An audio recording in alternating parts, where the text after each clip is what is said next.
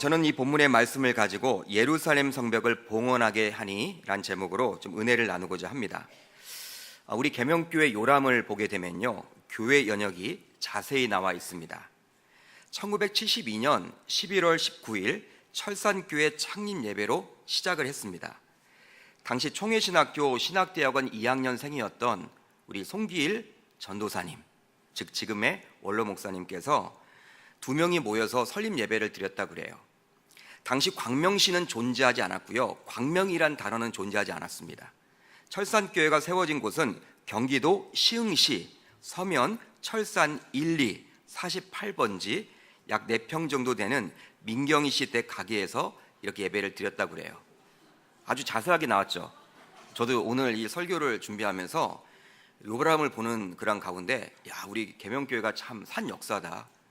여기가 동이 아니었구나, 리였구나, 이 광명이 시흥시였구나, 이런 상식적인 부분도 제가 알았던 것 같아요. 지금 있는 이곳에 성전이 건축하기 시작한 시점은요 1991년이었습니다.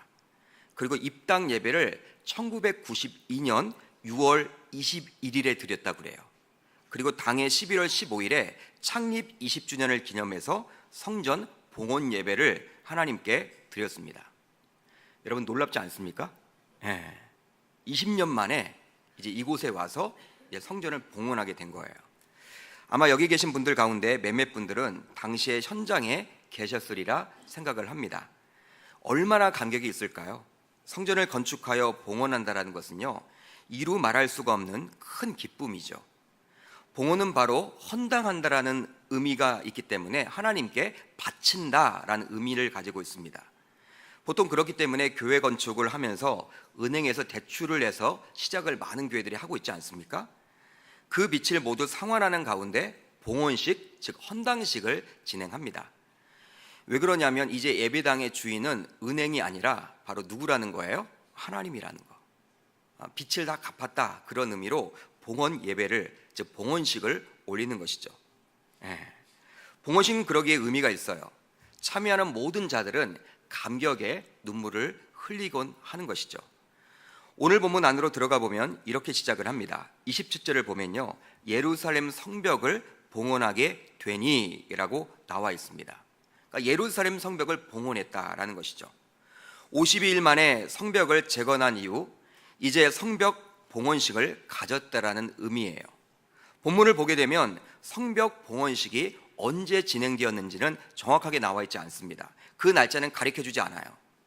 그러게 정확한 일자를 알 수는 없습니다. 다만 성벽 봉사가 완료된 것이 6월 25일이라고 6장 15절에 나와 있기 때문에 우리가 알 수 있죠. 그러니까 52일 만에 성벽이 완공된 것이 바로 6월 25일이었습니다.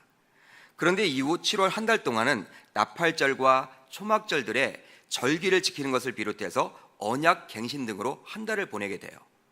그리고 그 이후에는 어떤 일이 벌어지고 있냐면 백성들의 예루살렘 이주와 성전 제사 제도 확립을 위한 조치 등이 이렇게 시행됩니다.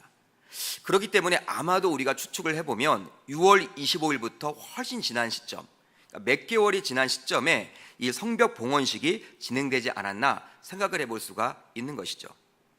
그러게 성벽이 완공한 이후에 몇 달이 경과된 이후에 오늘 본문이 기록되었음을 알 수 있는 것입니다. 오늘 본문은 바로 이러한 성벽 봉헌식에 관련된 내용이에요. 이 성벽 봉헌식에 관련된 내용들을 살펴보면서 받아야 될 은혜를 한번 나누고자 합니다.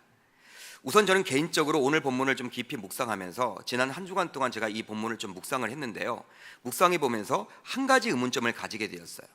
한 가지 의문점이 생기더라고요. 보통 성전 봉헌식은 존재를 하지만 성벽을 완공하고 나서 굳이 봉헌식을 해야 했느냐는 거예요. 여러분, 성전 같은 경우에는요, 이게 건물이기 때문에 우리가 뭐 봉헌식 할 수도 있겠다라고 생각하겠지만, 이 성벽을 이렇게 짓고 나서 그것을 굳이 봉헌식을 해야 되는가, 이런 생각이 들었어요. 열왕기상 8장을 보게 되면요, 솔로몬은 성전을 완공하고 나서 봉헌식을 합니다. 성전을 완공하고 나서. 그런데 그 성전과는 오늘 본문에 나오는 성벽 재건과는 비교할 수가 없는 거예요. 비교할 수가 없습니다. 솔로몬 당시에는 주권이 바로 누가 가지고 있었습니까? 이스라엘 백성들이 바로 주권이 있었죠. 당시에는 통합왕국으로서 거대한 제국을 가지고 있었던 나라였습니다. 그러기에 하나님의 성전을 완공하고 나서 봉헌식을 할 수가 있었던 거예요. 그리고 해야만 했습니다. 왜냐하면 하나님의 성전은 곧 누가 있는 곳이에요? 하나님의 임재하심이 있는 곳이기 때문에 그곳에서 예배가 일어나고 제사를 드려지는 곳이기 때문에 그곳에서 정말 봉헌식을 해야만 하는 것이죠. 그러나 보통 다른 건물들을 완공하고 나서는 봉헌식을 하지 않습니다. 사무엘하 5장을 보게 되면요, 그 유명한 다윗의 경우에도 다윗성을 쌓은 이후에 봉헌식을 했다라고 나와 있지 않아요. 열왕기상 9장을 보더라도 다른 건축 사업을 벌이는 솔로몬도 그때마다 봉헌식을 하지 않습니다. 그러니까 8장에서는 성전을 완공하고 나서 봉헌식을 했는데 9장에서 기타 여러 가지 부속 건물들을 짓게 되는데 그때에는 성전 봉헌식을 하지 않습니다. 그리고 그 이후 르호보암 때도 마찬가지예요. 한마디로 무엇이냐면 하나님의 임재가 있는 하나님의 성전을 완성하고 나서는 봉헌식을 하지만 기타 다른 건물들을 짓고 나서는 봉헌식을 하지 않는다라는 것입니다. 그게 관례였어요. 그런데 여러분, 오늘 본문을 보면요, 성벽 재건을 하고 나서 봉헌식을 거행했다라는 점입니다. 성벽을 재건하고 나서 봉헌식을 거행했어요. 성벽 재건을 하고 난 당시 시대 상황은 어땠습니까?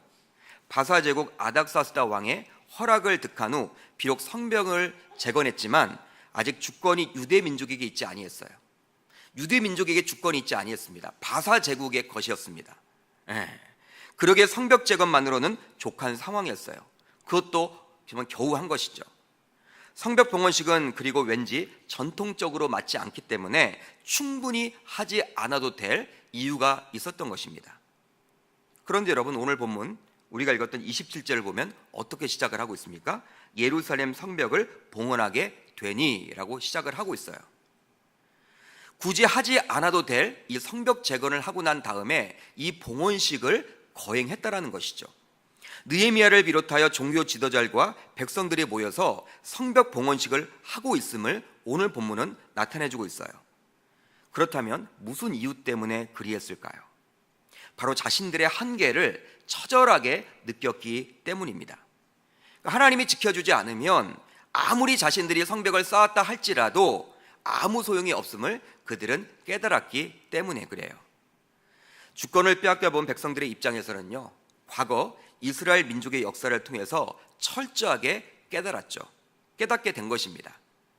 여러분, 다윗성은 본래 얼마나 대단한 난공불락의 요새였는지 몰라요. 침입을 받아도 끄떡없이 견딜 수 있는 성이 바로 다윗성이었습니다. 주변 환경이 만들어낸 천연 요새가 바로 다윗성이었습니다. 그렇기 때문에 다윗이 수도로 삼은 이후에 약 400년 동안 굳건히 버텨왔던 것이죠.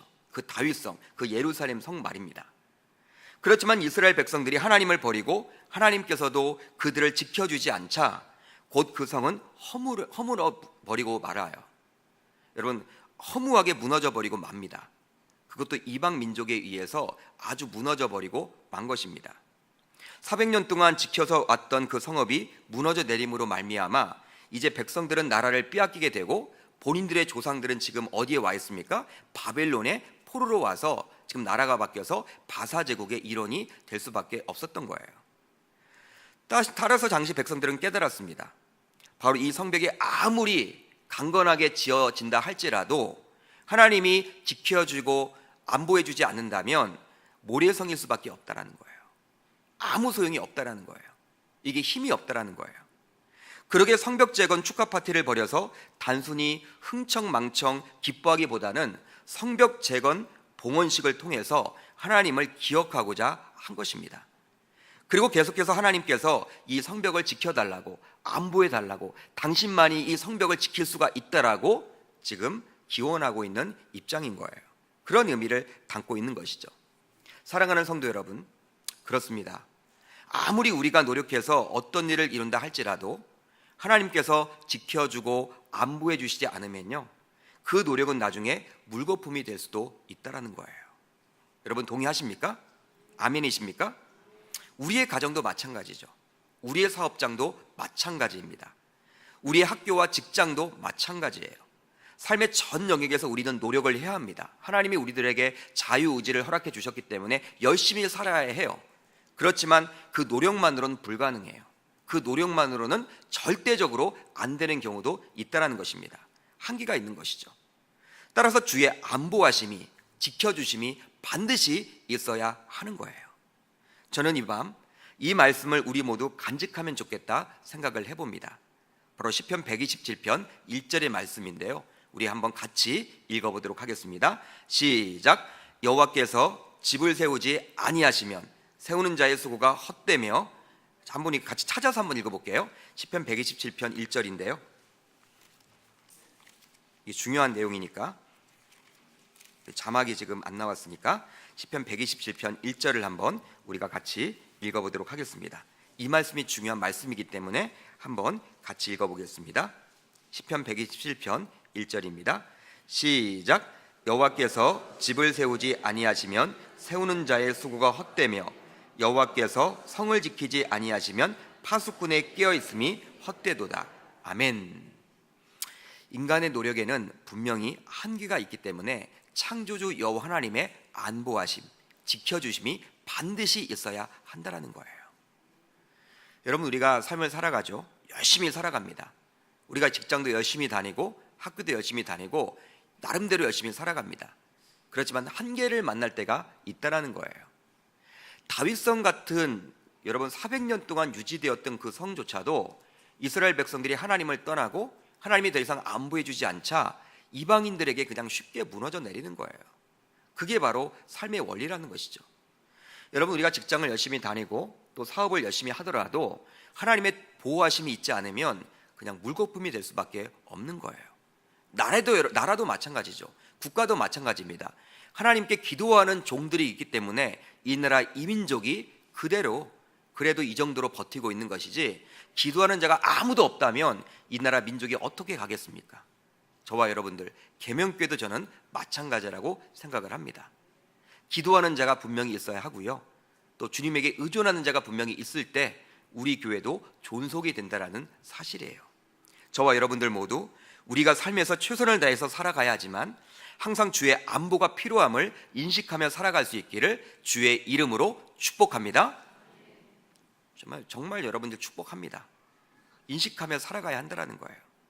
계속해서 본문 27절을 보면요, 이렇게 나와 있죠. 감사하며 노래하며 재금을 치며 비포와 수금을 타며 즐거이 봉헌식을 행하려 하매라고 나와 있습니다. 바로 봉헌식이 어떻게 진행될지 성격을 알 수가 있는 거예요. 여러분, 무엇입니까? 27절에 나와 있는 이 내용이 무슨 뜻입니까?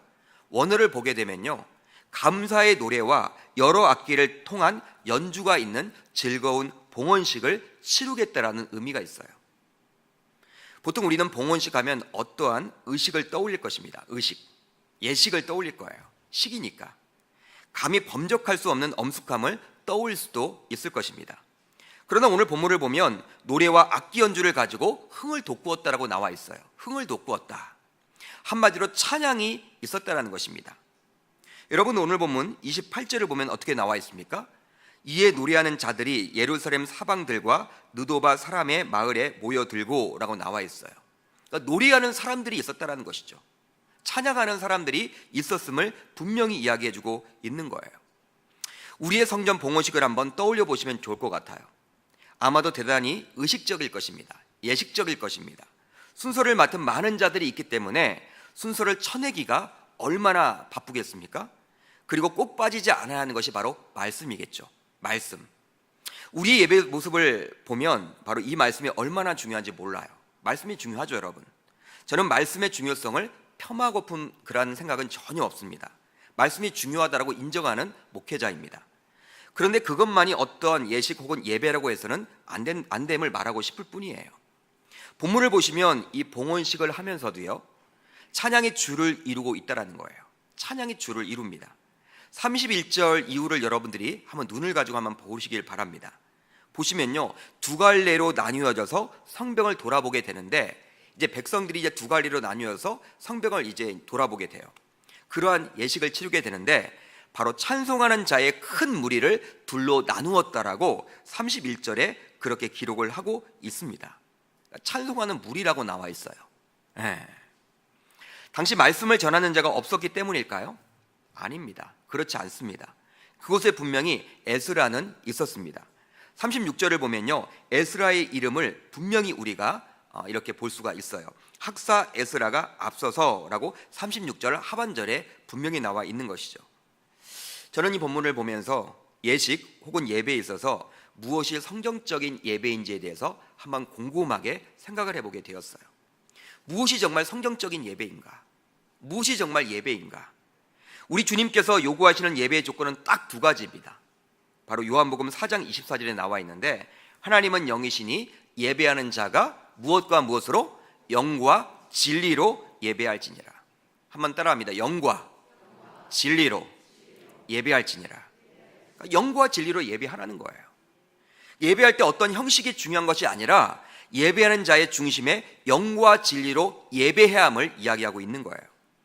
예배 형식이 아니라 예배하는 자가 중요하다라고 우리 주님은 이야기를 하고 있는 것이죠. 몇 해 전 미국의 예배에 관련된 이 학자들이 한국교회를 방문한 적이 있었습니다. 한국교회를 방문하기 전에 한국교회가 과연 성경적으로 예배하고 있는지 점검차 왔다 그래요. 부흥은 되고 있는데 한국교회가 한참 그때 부흥할 때였어요. 대형교회들이 막 들어서고 있을 때였어요. 과연 성경적으로 예배를 하고 있는지 살펴봤습니다. 이제 한국에 와서 여러 다양한 교회를 탐방하고 돌아가게 되었다고 합니다. 대형교회도 보고 소형교회도 보고 심지어 개척교회까지 가보았다 그래요. 그런데 이분들이 여러 명이 왔는데 아무 말도 없이 인터뷰도 하지 않고 그냥 돌아가는 거예요. 교계 언론에서 너무나 궁금했기 때문에 공항까지 따라가서 돌아가려는 이 학자들에게 한국교회를 방문한 소감을 물었다고 합니다. 소감을 물었는데 그들이 대답을 하지 않는 거예요. 그러다가 한참 후에 있다가 대표되시는 교수님이 이렇게 한마디를 했다고 해요. 한국교회 예배에 참여해 보니 마치 장례식장에 참여한 것처럼 느껴졌습니다. 여러분, 이 말이 무엇입니까? 한마디로 밝지 않다는 것이죠. 예배가 축제가 아니라는 것이죠. 다 죽어 있다라는 거예요. 분위기가 여러분 음흉하고 엄습하고 그냥 조용하고, 너무나 여러분 이게 정말 예배인가? 내가 정말 예배에 와 있나? 하나님이 정말 기뻐할까? 막 이런 생각이 들었다라는 거예요. 그러니까 한국교회의 예배가 너무나 어둡다라는 것입니다. 형식이 있고 교회의 전통이 너무나 강조되다 보니 전반적으로 박지 못했다라는 거예요. 여러분, 우리는 더 이상 안식일 개념을 토요일이 아닌 주일로 지키게 됩니다. 우리가 지금 한국 교회는 토요일이 아니라 주일날 예배를 하죠. 왜 구약 시대에는 토요일이 안식일이었는데 왜 지금 우리는 주일날 안식일로 섬기게 되었을까? 여러분, 지금 하나님의 교회, 이 안상홍 증인회 같은 경우에는 지금도 구약 성경 말씀대로 우리가 하자 그래서 어떻게 나와 있습니까? 안식일이 바로 토요일이에요. 그들은 토요일날 안식일로 지킵니다. 바로 여러분들, 구약에서는 왜 이 토요일날 안식 개념을 가졌냐면, 창조할 때 하나님께서 친히 6일을 일하시고 하루를 쉬었는데 그 하루 쉰 날이 바로 어떤 요일이었어요? 토요일이었기 때문에 그리 한 거예요. 그런데 우리는 현재 토요일이 아닌 주일을 지킵니다. 왜 그럴까요? 구약에서 오실 메시아가 바로 예언되었는데요, 바로 그가 예수 그리스도였습니다. 예수 그리스도입니다. 그분께서 십자가에 달려 죽으심으로 죄인들을 구원하셨죠. 저와 여러분들을 구원하셨습니다. 그런데 그것이 다가 아니라는 거예요. 놀라운 사건이 일어났는데 바로 3일 만에 부활하셨습니다. 할렐루야. 부활하심으로 죽음의 권세를 이겨내셨어요. 죽음으로써 사탄의 권세에 굴복했지만 3일 만에 다시 부활하심으로 사탄의 권세를 이겨내신 것입니다.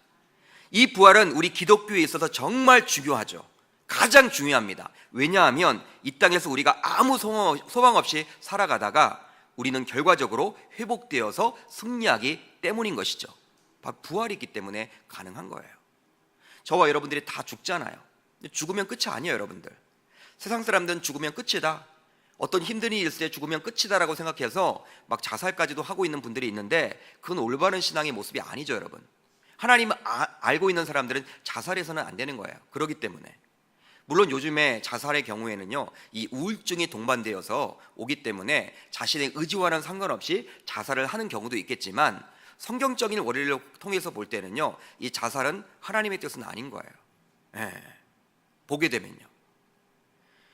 여러분, 이 부활이란 것은요, 예수 그리스도가 단지 그냥 3일 만에 죽었다가 살아나셨다 그런 의미가 아니라, 그런 의미의 그런 단순한 의미가 아니라 저와 여러분들을 살리셨고요, 또 우리에게도 소망을 주신다라는 사실이에요. 여러분, 우리가 죽은 다음에 천국에 가죠. 다시 우리 주님이 재림하실 때 천국에 있던 우리들이 어떻게 됩니까? 이제 영과 육이 다시 부활체가 되어서 다시금 우리도 부활한다라는 사실이에요. 그러니까 얼마나 여러분 기쁜 날입니까? 승리하는 것이죠. 이런 중요한 부활의 아침이 바로 주일이었기 때문에 우리 기독교는 그 이후 안식일을 더 이상 토요일로 지내지 않고 주일로 지내게 된 것입니다. 그러니 주일 예배는요, 정말 기쁨으로 드려야 하는 거예요. 기쁨이 있어야 하는 거예요. 부활의 감격이 있어야 하는 것입니다. 여러분, 매일 부활절이 되어야 하는 거예요. 우리가 부활절날 보통 칸타타를 하죠. 여러분, 이 성가대에서 칸타타를 합니다. 우리 교회도 찬양대에서 칸타타를 하죠. 그리고 그날만큼은 왠지 밝아요. 밝아요. 성도들도 여러분 많이 나오고요, 교회에. 밝아요. 그날은 뭐든지 부활의 아침. 그런데 찬양도 여러분 신나게 하죠. 근데 52주 매 주일이 바로 부활을 기념하는 주일이 되어야 한다는 거예요. 사랑하는 성도 여러분, 우리가 드리는 예배는 바로 이렇게 찬양이 있는, 기쁨이 있는 예배가 되어야 하는 것입니다. 각종 악기를 동원해서 드려지던 예배가 되어야 하는 거예요. 오늘 본문을 보더라도 봉헌식을 이야기하면서 굳이 악기의 종류까지 나열할 필요는 없었어요. 그런데 분명히 재금을 치며 비파와 수금을 타며 라고 기록을 하고 있죠. 이렇게 악기의 종류까지 디테일하게 나와 있다는 것은 이게 얼마나 흥이 나게 예배했는지를 보여주고 있는 것이죠. 여러분, 엄숙함은 장례식장에나 어울리는 것입니다. 그러게 저는 소망해요. 우리 계명교회 예배도 보다 활력이 있고 보다 기쁨으로 참여하는 자들이 많아지고 찬양이 좀 더 있기를 바랍니다. 모든 악기를 동원해서 드렸으면 좋을 것 같아요. 축제의 장이 되었으면 좋을 것 같아요. 축제의 장. 여러분, 예배는 축제가 되어야 하는 거예요. 여러분, 거룩함은요, 여러분 그냥 우리가 그냥 가만히 묵상으로 가만히 있다고 해서 그게 거룩함이 아니에요. 거룩함은 바로 구별되는 것이죠. 구별된. 그러니까 세상과 구별되는 게 바로 거룩함이지, 우리가 그냥 조용히 드려지는 게 바로 그게 거룩함이 아니라는 것입니다. 예배는 여러분 축제라는 거예요. 축제. 부활의 아침을 기뻐하는 거예요. 부활의 아침. 예수님 부활하셨습니다. 그렇게 여러분 간구하고 나아가는 거예요. 그것이 바로 예배가 되는 것이죠. 그러게 우리 계명교회 예배에 있어서 찬양이 좀 더 많아졌으면 하는 마음이 있습니다. 찬양을 통해서 충분히 하나님의 임재를 경험한 속에서 듣게 되는 말씀과 찬양도 없이 그냥 앉아 있다가 시간이 되어서 듣게 되는 말씀은 분명히 차이가 있어요. 전자는 이미 은혜를 받은 상태에서 말씀을 듣기 때문에 말씀이 더 와닿아요. 그리고 이미 은혜를 받았습니다. 그리고 마음 문이 이미 열렸습니다. 그렇지만 후자는 은혜 받기가 전자보다 훨씬 쉽지가 않다는 것이죠. 여러분, 저는 우리 계명교회 예배도 보다 밝아졌으면 좋겠습니다. 오늘 본문에 나온 봉헌식과 같이 엄숙함보다는 기쁨으로 춤을 추며 찬양하는 예배가 되기를 소원합니다. 이제 30절을 한번 볼 텐데요, 30절을 보면 이렇게 기록을 하고 있죠. 제사장들과 레위 사람들이 몸을 정결하게 하고 또 백성과 성문과 성벽을 정결하게 하니라. 정결이라는 단어가 몇 번 나와 있습니까? 정결이라는 단어가 지금 몇 번 나왔어요? 2번 나와 있죠. 30절을 보시면 2번 나와 있습니다. 그러니까 하나님께 예배하기 위해서 어떤 자세를 가지고 가야 할지를 보여주고 있는 거예요. 그것은 제사장들과 레위인들이 정결례를 거행하고 또 백성들도 정결케 하였다라고 분명히 나와 있죠. 오늘 본문에는 당시 제사장들과 레위인들 그리고 백성들이 어떻게 정결케 했는지 나와 있습니다. 나와 있지 않습니다. 다만 성경에 나타난 정결례에 비추어 보면요, 당시 제사장들과 레위인들과 같은 종교 지도자들은 분명히 속죄제를 벌였을 거예요. 속죄제들을 드리고 목욕제기를 했을 것입니다. 그리고 일반 백성들은 옷을 새로 빨고 몸을 씻거나 물을 뿌리는 의식을 거행했을 것입니다. 율법에 나와 있는 대로 그렇게 했겠죠. 그렇다면 왜 하나님께서는 이런 정결을 강조하고 있을까요? 30절을 보시면요, 이 봉헌식을 하면서 분명히 나와 있죠. 제사장들과 레위 사람들이 몸을 정결하게 하고 또 백성과 성문과 성벽을 정결하게 하니라. 그러니까 그러니까 종교 지도자들뿐만 아니라 일반 백성들까지도 정결해야 함을 이야기하고 있는데 왜 이것을 우리 주님이 강조하고 있을까요? 바로 하나님이 받으시는 봉헌식이 되도록 하기 위함이었죠. 봉헌식이라는 것은요, 누가 주인공이 되어야 합니까? 여러분, 봉헌식의 주인공은 바로 누구예요? 바로 하나님이시죠. 그렇다면 봉헌식을 주관하고 참여하는 우리들 모두는 깨끗해야 하는 거예요. 죄인인 입장에서 하나님께 나아갈 수 없기 때문입니다. 마찬가지로 우리의 예배도 그리해야 합니다.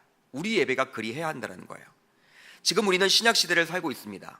그러기에 구약 시대처럼 짐승을 잡아서 그것으로 제사를 더 이상 드리진 않아요. 당시 짐승의 경우에도 흠없는 짐승을 가져다가 드렸습니다. 흠없는, 흠이 있어서는 안 돼요. 하나님이 받지 않으셨어요. 흠이 있어서는 곤란했습니다. 따라서 우리가 드리는 예배도 마찬가지예요. 물론 지금은 짐승으로 드리진 않지만 바로 지금은 우리가 친히 제물이 되어서 드려지기 때문에 우리도 흠이 없어야 한다는 것입니다. 물론 우리는 이 세상에서 죄를 짓고 살아가기에 온전할 수는 없어요. 완벽할 수는 없죠. 죄가 있습니다. 그러나 주님이 받으시는 예배를 드리자면 우리도 회개를 통해서 깨끗한 마음과 생각을 가지고 주님께 예배해야 하는 것입니다. 그것이 없이 그냥 예배하게 되면 이 예배를 하나님이 받으시질 않겠죠. 여러분, 하나님이 받으시는 예배가 있고 받지 않으시는 예배가 있거든요. 이 가인과 아벨을 통해서 우리가 깨닫게 되는 게 바로 그거 아닙니까? 누구의 예배는 받고 누구의 예배는 받지 않으신다라는 거예요. 근데 예배하는 자가 어떤 마음을 가지고 드리느냐, 그것이 정말 중요하다라는 것이죠. 저는 그러기에 삶의 예배가 중요하다고 생각을 합니다. 우리가 항상 재물이라는 생각으로 삶을 살아가다 보면 하나님이 기뻐하는 예배하는 자가 되지 않을까 저는 생각을 해봐요. 로마서 12장 1절을 보면요, 이렇게 나와 있죠. 그러므로 형제들아, 내가 하나님의 모든 자비하심으로 너희를 권하노니 너희 몸을 하나님이 기뻐하시는 거룩한 산 제물로 드리라. 이는 너희가 드릴 영적 예배니라. 할렐루야. 우리가 바로 예배, 제물이 되어야 한다는 거예요. 우리가 주일 예배 시간에 회개 기도라는 시간을 통해서 잠시 하나님께 기도를 하고 있는데요, 여러분, 좋은 그러한 여러분 예배 순서라고 저는 생각을 합니다. 그렇지만 이러한 순서를 가지지만 이것보다 더 중요한 것이 있어요. 더 중요한 것이 있습니다. 이미 예배당에 오기 전에 충분히 정결한 모습으로 오셔야 한다는 거예요. 여러분, 예배 순서에 회개 기도가 있으면 좋겠지만 없는 게 더 좋은 거예요. 왜? 회개를 다 하고 와야 돼요. 여러분, 이 자리에 오는 것 자체가. 여러분, 여기 와서 회개하는 것이 아니라 그 예배 시간을 통해서 회개하는 것이 아니라 그 짧은 시간을 통해 하는 것이 아니라 이 예배당에 오기 전에 이미 삶에서 우리가 죄를 짓지 않고 살아가야 함을 이야기해주고 있는 것이죠. 그러기에 여러분, 토요일에 어떻게 생활하는지가 굉장히 우리 신자들에게는 중요합니다. 우리 신자들의 초점은 바로 예배에 있어야 돼요. 예배에 있어야 합니다. 예배를 위해서 토요일의 삶도 정리정돈이 필요해요. 너무 늦은 시간까지 밖에서 보내셔서는 안 됩니다. 유흥이나 오락 등은 되도록 자제하셔야 합니다. 왜냐하면 다음날 드려지는 예배에 집중하지 못하기 때문에 그리하는 것이죠. 되도록 한 주간을 점검해 보면서 하나님께 불순종했던 점은 무엇이 있고 어떠한 죄악된 모습으로 살았는지를 점검하는 게 더욱더 필요해요. 그러면서 충분히 회개하고 다음날 예배당에 나오셔야 하는 것이죠. 물론 바쁜 일상 가운데 이 토요일날이라는 것은요, 특별히 맞벌이 가정에게 있어서는 토요일이 유일하게 쇼핑도 하고 아이들도 소소하게 챙기고 부모님 댁도 방문하는 날로 우리는 알고 있습니다. 그렇게 또 하셔야만 하죠. 생활 형편이 그럴 수밖에 없어요. 그러나 토요일을 어떻게 보느냐에 따라서 우리 주일 예배가 달라지기 때문에 토요일을 항상 쉬는 날로 여겨서 자신의 유익을 위해서 사용해서는 곤란하다는 거예요. 항상 주일 예배를 위한 최적의 컨디션을 유지하는 날로 잡으셔야 하는 것이죠. 이 자리에 나와 예배하는 저와 여러분들 모두 오늘 본문에 나와 있듯이 예배하는 자로서, 예배자로서 항상 정결을 유지할 수 있기를 바랍니다. 정결한 자세로 드리는 그 예배를 우리 주님이 기뻐 받아주시기 때문에 그리하는 것이죠. 나는 과연 예배할 때 정결한 모습으로 예배에 동참하고 있는가? 아니면 습관적으로 예배당에 나와서 예배하고 있는가? 한번 점검해 보시면 좋겠습니다. 여러분, 주일 예배 때는 이런 설교를 못해요. 이런 말씀을 못 드립니다. 그냥 주일만 나오시는 분들이 많기 때문에 이런 설교를 하게 되면요, 정죄감을 가져요. 정죄감을 가져서 교회를 다음 주부터 잘 못 나옵니다. 오히려 여러분들 케어할 분들이 많죠. 그렇지만 이 수요 예배 정도 나오실 분들은요, 성숙한 분들이에요. 우리는 주님 없이는 살 수 없습니다. 주님 없이는 못 삽니다, 여러분들. 주님이 꼭 필요한 존재예요. 주일날 여러분 교회 나오셔야만 합니다. 주일날 교회 안 나오시는 분이 아무도 없잖아요. 여기 계신 분들은. 그 정도로 우리는 주님을 사랑하기 때문에 제가 권면을 드립니다. 여러분 예배하는 자가 되시기를 바라고, 그 예배를 어떻게 드리느냐, 바로 오늘 본문에 나와 있듯이 정결한 마음을 가지고 이 자리에 나오셔야 한다라는 거예요. 그러니까 주일 예배를 통해서 은혜를 받는 분들이 있고 그냥 돌아가시는 분들이 있을 텐데요, 은혜를 받는 부모들은 충분히 월요일부터 토요일까지 삶이 뒷받침되어 있기 때문에 주일 나왔을 때 은혜를 받는 것이고요, 그냥 여러분들 힘들게 힘겹게 살았던 분들은 주일날 나왔을 때 그냥 예배만 하는 것이지 은혜 받고 돌아가기는 쉽지 않더라는 거예요. 우리 사랑하는 계명교회 성도 여러분, 오늘 본문에 나와 있습니다.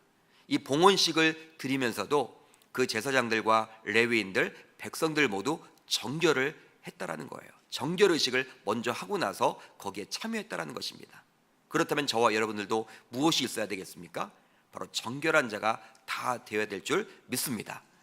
지금은 여러분 우리가 재물이 필요 없죠. 나 자신이 재물이 되어야 하기 때문에 나의 그런 말투나 행동으로 인해서 내가 혹시 하나님 앞에 불순종하지 않았는지, 또 남들에게 죄를 지었지 않았는지를 항상 점검하는 시간들이 되기를 바라고, 여기에 나와서 회개기도 시간이 있지만 그때도 여러분 회개를 하겠지만 그 이전에 이미 회개해서 하나님의 마음을 기쁜 상태에서 여러분들이 나와서 예배를 한다면 하나님이 가장 기뻐하시는 예배가 되리라 저는 믿습니다.